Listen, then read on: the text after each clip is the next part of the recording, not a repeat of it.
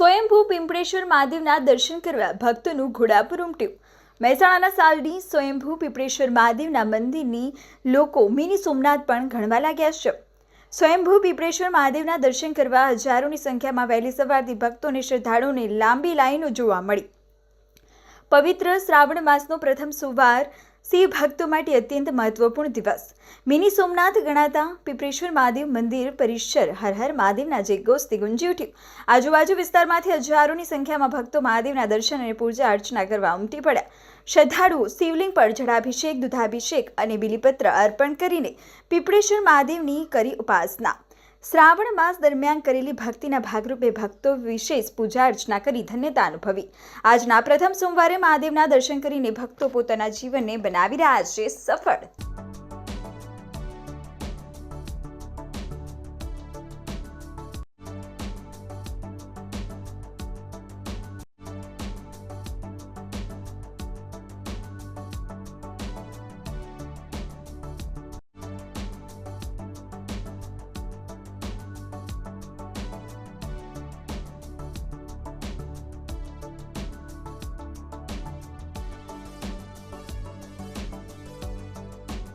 મારું નામ પટેલ કીર્તિકુમાર જયંતિલાલ છે। સંસ્થાના શ્રી પિંપળેશ્વર મહાદેવ સેવા મંડળ ટ્રસ્ટના પ્રમુખ છું।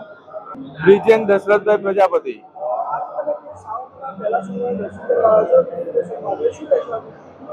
આજે શ્રાવણ મહિનાનો પહેલા સોમવારે શ્રી પિંપળેશ્વર દાદાના દર્શન કરવા આવી ધન્યતા અનુભવું છું। શ્રાવણ મહિનાના પવિત્ર દિવસે સોમવારે હું અમદાવાદથી દાદાના દર્શન કરવા આવેલ છું। દાદા અમારા મનની દરેક મનોકામના પૂર્ણ કરે છે અને પિંપળેશ્વર મહાદેવ આજે દર્શન કરવા એ ભાવિ ભક્તોનું ઘોડાપુર આજે અહીંયા છે, એને જોઈને ખૂબ આનંદ થાય છે અને શ્રાવણ મહિનાના સોમવારના દિવસે દર્શન કરી ખૂબ ધન્યતા અનુભવું છું। મારું નામ પટેલ ખુશી છે। હું કરજી શહેરથી આવું છું।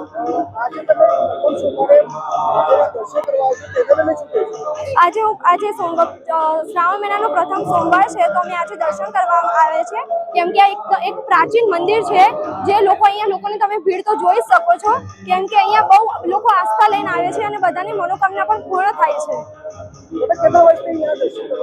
હું છેલ્લા અમે ઘણા 10 વર્ષોથી અહીંયા અમે દર્શન કરવા આવીએ છીએ।